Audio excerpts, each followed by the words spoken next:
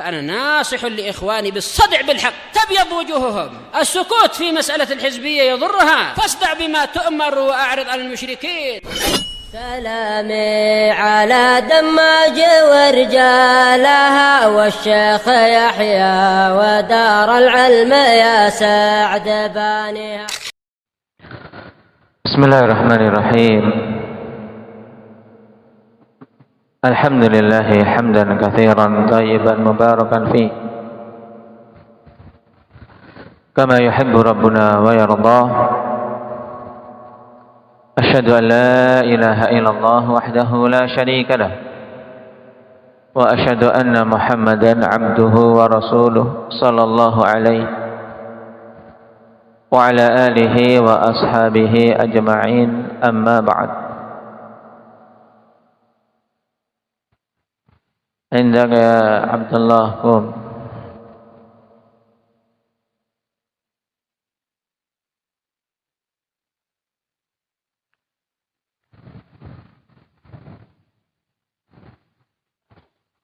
Pembahasan terakhir yang kita ambil dari kekeliruan orang yang berpuasa atau kekeliruan yang banyak terjadi di bulan Ramadan apa?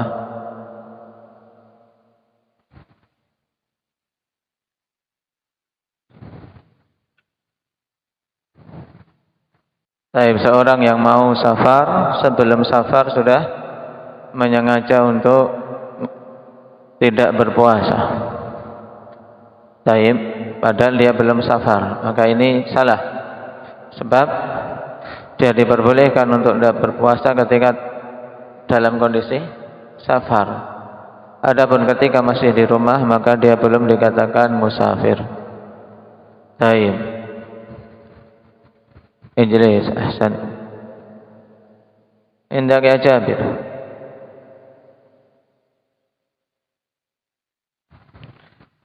Seandainya ada gudang penuh harta, kemudian antum dikasih pilihan, ini ada 10 kunci, 1 kunci yang bisa buka. Kira-kira antum ambil yang mana?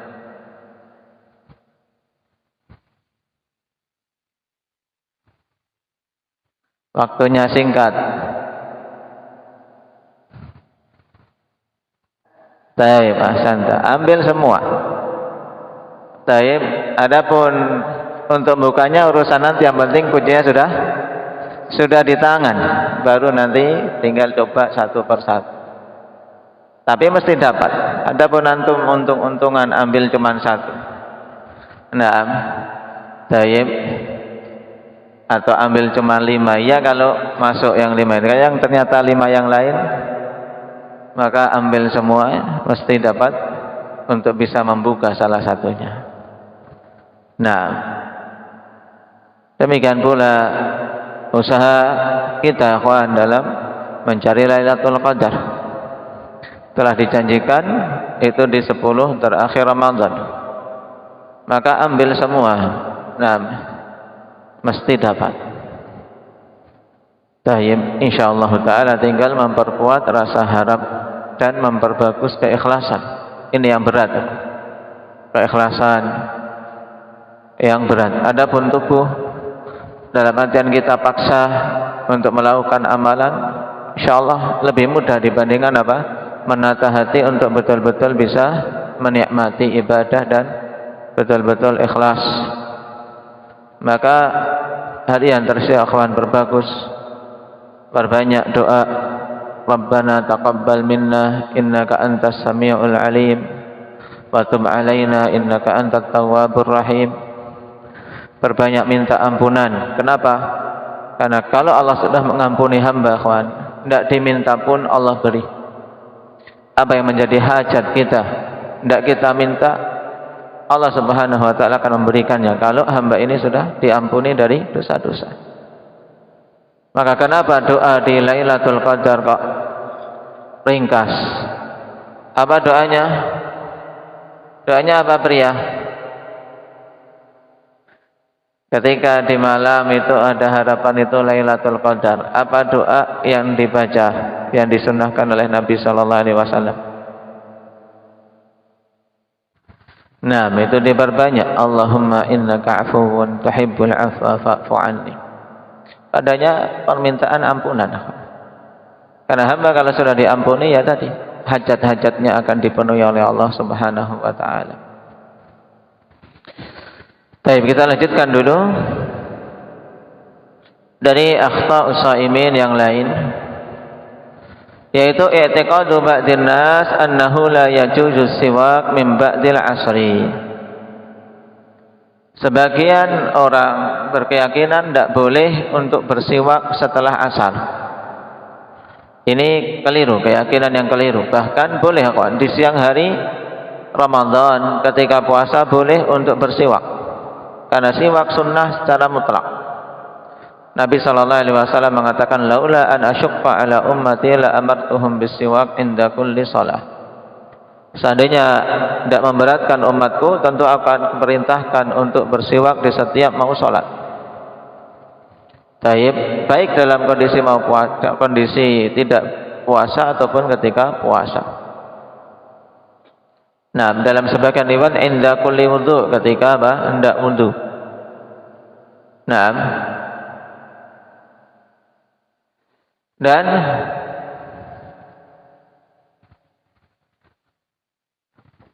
landasan keyakinan ini karena datang hadis yang dhaif, yaitu lafaznya idza sumtum fastaku bil ghadah wa la tastaku bil asyi. Jika kalian berpuasa, maka bersiwaklah di awal hari, jangan bersiwak di akhir hari. Tapi hadis tersebut didhaifkan oleh Syekh Albani rahimahullah taala. Dan siwak tetap disunnahkan, tapi harus diperhatikan.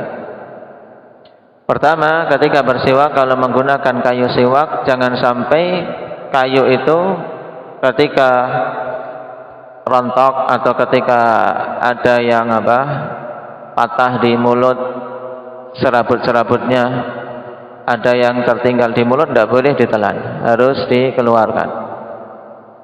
Kemudian yang kedua, siwak kalau sudah untuk menggosok kemudian dikeluarkan dari mulut, ya, keluar dari mulut mesti ada apanya, Abdurrahman? Hah? Ada apa? Hah? Ada jigong, ada air liurnya, ya kan? Ada air liur yang nempel di serabut siwak tersebut, ya tidak? Kemudian kalau setelah itu dimasukkan ke mulut, nah ini tidak boleh ditelan. Baik, paham Akbar? Kenapa? Karena tadi air liur sudah keluar dari mulut kita, maka ketika dimasukkan ke mulut lagi, ini mesti ada air liur yang tadi keluar, yang sudah dikeluarkan, maka tidak boleh saat itu kita nelan ludah. Kita harus buang, kita meludah. Ya, buang ludah. Agar apa? Agar air liur yang tadi masih menempel di serabut-serabut kayu siwak tadi tidak ikut tertelan lagi. Paham? Logika mudahnya, antum meludah, kemudian setelah itu ambil, antum masukin lagi. Batalkan puasa enggak, Zikri? Hah? Batalkan puasa, karena air ludah kalau sudah keluar dari mulut, sudah diludahkan, kemudian antum minum, atau antum telan lagi, itu apa? Membatalkan puasa. Membatalkan puasa. Demikian pula ini siwakan. Setelah itu siwak ini dikeluarkan. Ada yang masih nempel air liurnya, basah. Kemudian dimasukkan lagi ke mulut. Maka ini jangan ditelan, tapi meludahlah. Makanya kalau siwak ketika puasa ya hati-hati. Siwak setelah itu keluarkan sudah sekali saja.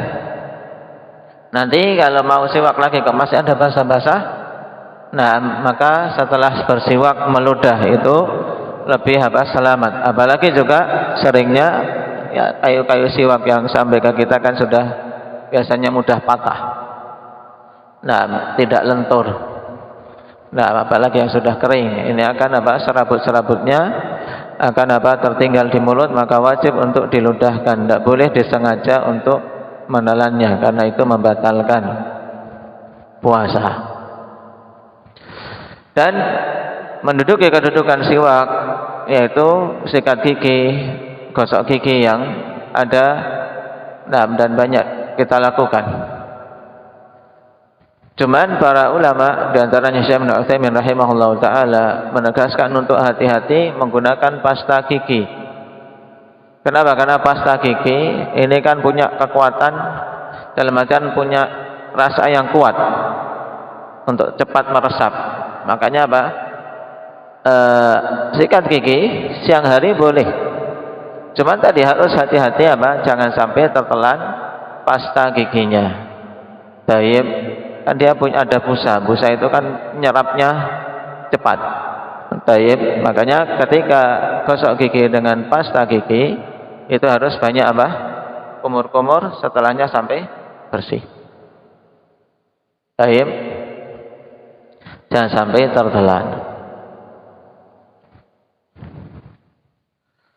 Kekeliruan berikutnya, i'tiqadu ba'dhin nas anna man ghalabahul qai' faqad aftar.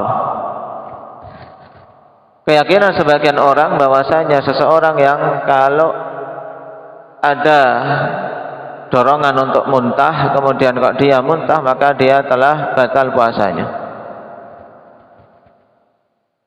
Maka ini keyakinan yang tidak benar.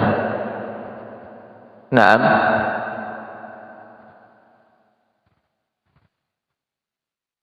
Adapun riwayat hadis bahwasanya Nabi sallallahu alaihi wasallam muntah kemudian berbuka, maka sebagian ulama rahimahumullah taala membawa pada kondisi Nabi sallallahu alaihi wasallam muntah kemudian merasa tubuhnya lemah karena sakit. Karena orang muntah kadang ya karena sakit. Naam. Kemudian akhirnya beliau berbuka karena lemahnya, bukan karena sekedar muntah kemudian itu membatalkan puasa, tidak. Kekeliruan berikutnya, i'tiqadu ba'dhin nas ta'yinu lailatul qadri ayya lailatin hi.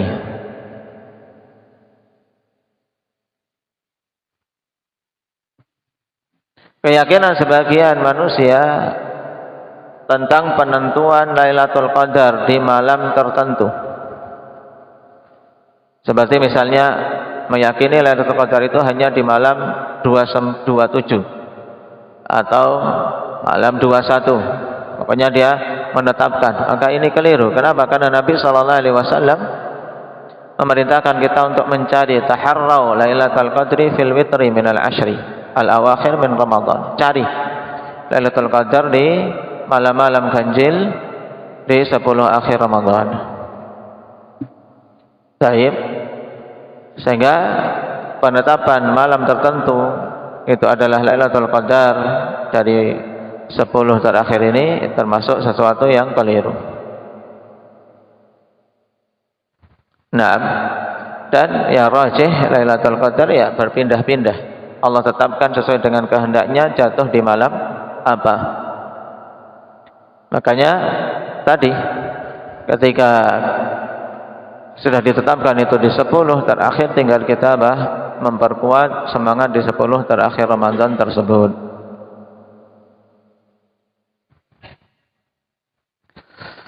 Kekeliruan berikutnya, i'tiqadu ba'dhin nas annahu la yanalu ajra qiyami lailatul qadri illa man sya'ara biha. Di antara kekeliruan yaitu keyakinan sebagian manusia bahwasanya tidak akan mendapatkan pahala qiyam lailatul qadar kecuali bagi orang yang merasakannya. Jadi kalau dia merasa bahwasanya itu Lailatul Qadar berarti dia yang dapat. Kalau yang lainnya yang biasa-biasa saja nggak ngerasa, ya ikut sholat berjamaah, tapi dia tidak merasakan. Nah, berarti nggak dapat. Ini keyakinan keliru. Karena Nabi sallallahu alaihi wasallam menegaskan, man qama Lailatul Qadri imanan wa ihtisaban ghufira lahu ma taqaddama min dzambi. siapa saja melakukan salat malam di malam Lailatul Qadar karena iman dan ihtisab, akan diampuni dosa-dosanya yang telah lewat. Ini menunjukkan bahwasanya siapa saja yang menunaikan salat di malam itu karena iman dengan janji Allah, dengan pahala yang Allah telah persiapkan, juga mengharap taib, maka akan diampuni dosa-dosa yang telah lewat. Tidak dipersyaratkan dia tahu malam itu Lailatul Qadar atau tidak. Nah, makanya kata Syekh Ibnu Utsaimin, lam yakul aliman biha walau kana al-ilmu biha syaratan fi husuli thawab la bayyanahu Rasul sallallahu alaihi wasallam. Nabi tidak mengatakan yang menunaikan ibadah di malam itu dan merasakan malam itu Lailatul Qadar, tidak. Karena seandainya mengetahui itu Lailatul Qadar sebagai syarat, mesti akan dijelaskan oleh Nabi sallallahu alaihi wasallam. Sehingga baik kita merasa atau tidak merasa, baik kita tahu di tahun ini di tanggal berapa, nah tahun kemarin tanggal berapa, ya kawan, itu tidak terlalu penting. Selama 10 terakhir Ramadan dia berusaha, nah yakin dia akan mendapatinya. Naam. Nasallallahu at-taufiq lima yuhibbuhu wa yardahu. Alhamdulillah.